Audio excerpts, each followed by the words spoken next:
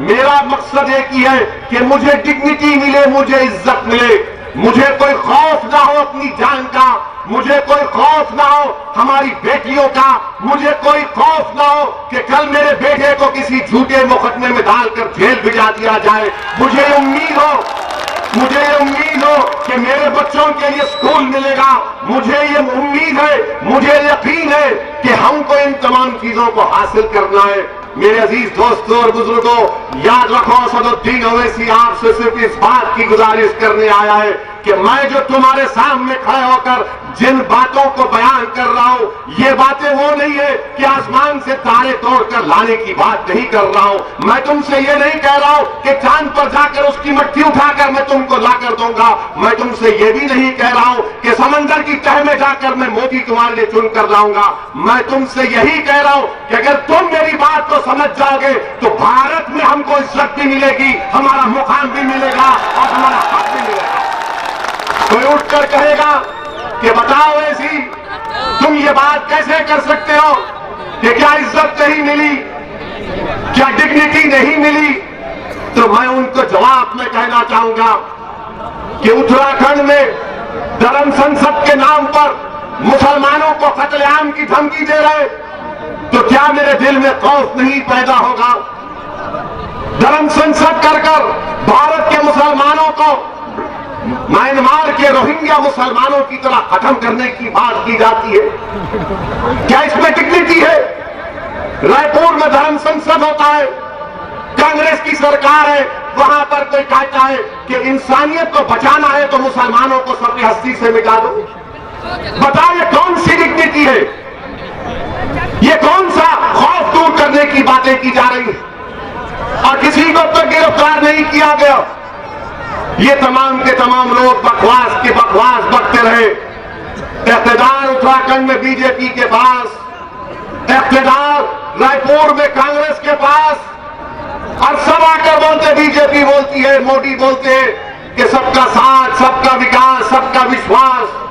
कांग्रेस कहती है कि हम नेहरूवियन आइडियोलॉजी को मानने वाले। अरे तुम किसको मानते हो ये तो बताओ हमको। तुम ना नेहरू को मानते, तुम ना संविधान को मानते, तुम ना मुजाहिदीन आजादी के वारिस हो, बल्कि तुम तो इस मजहब में नफरत को फैला रहे हो।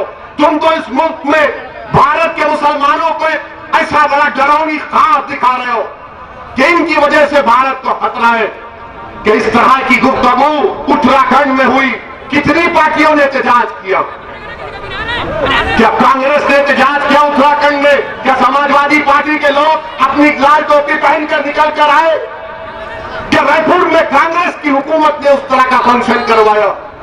खुद हुकूमत ने करवाया, जिसमें तमाम बातें की जा रही। और जब मजलिस ये बात उठाती है तो सबके सब कहती है कि देखो ओवैसी भड़काऊ भाषण देता है, ओवैसी जज्बात में लाता है।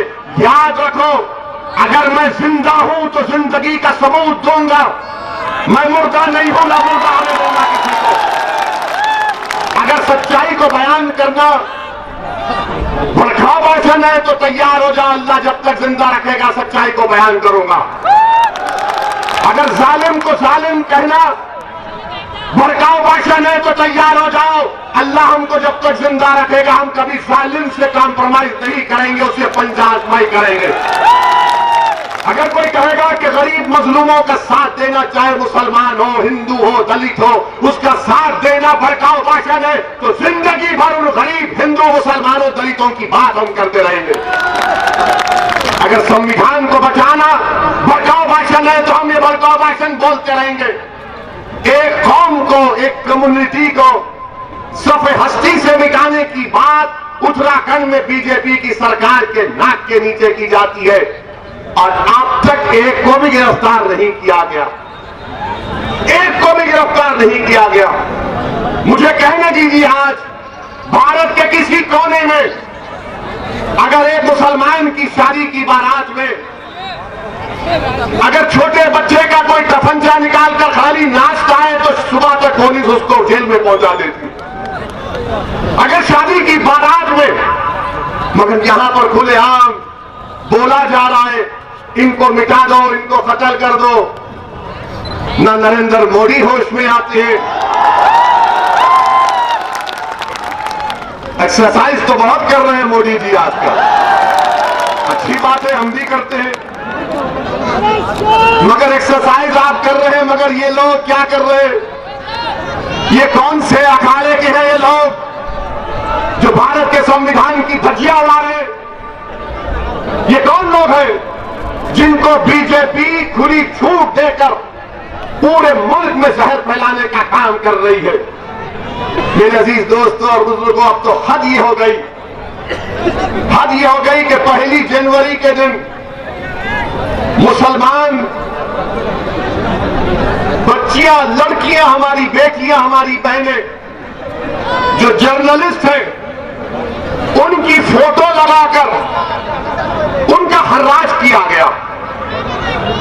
उनकी फोटो लगाकर ये तमाम के तमाम मुस्लिम लड़कियां एक से एक काबिल, पढ़ी लिखी है, शरीफ है, नेक है, सोम सलात के भी पाबंद है, मगर जब वो सुबह जनवरी की 1 तारीख को उठकर देखती है तो पूरे सोशल मीडिया पर ये तमाम मुस्लिम महिलाओं की फोटो लगाकर कहा गया, ये लो, इसको खरीदो, ये बिकने के लिए तैयार है। बताओ जालिमों, क्या इसीलिए सरोजिनी नायडू ने इस मुल्क की आजादी में हिस्सा लिया था कि मुस्लिम लड़कियों की तुम तस्वीर लगाकर उनकी बोली लगाओगे, उनकी खरीदी की बोली लगाओगे? क्या वो किसी की बेटी नहीं है?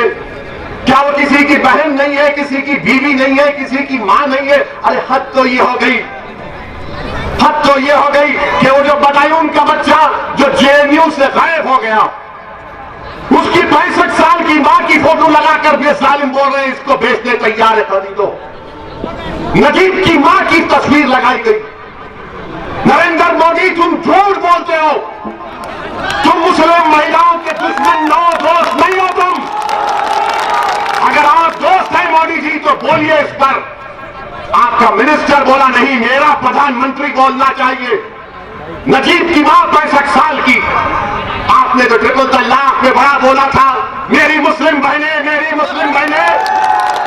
अब कहां गई वो मोहब्बत, बताओ आप। मुझे यकीन है कि शाम के 6 बजे से जितने मीडिया के लोग हैं, असदुद्दीन ओवैसी की एक तकरीर के जुमले को पकड़ के बोलेंगे, आपने भारत के प्रधानमंत्री को दुश्मन कहा।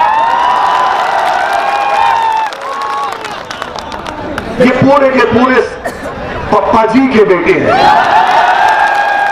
बात इसमें बहुत अच्छे भी है, मगर एक कोई पकड़ेंगे, देखना आप। मैं बोला इसलिए कि तुम चलाना ये बात। बताओ कि नरेंद्र मोदी ने नहीं कहा था ट्रिपल तलाक में भाइयों बहनों मुस्लिम महिलाओं के लिए कर रहे हैं? कहा था ना? नहीं कहा था? कहा था कि मुस्लिम हमारी बहनें परेशान हैं। बड़ी मोहब्बत हो गई आपको।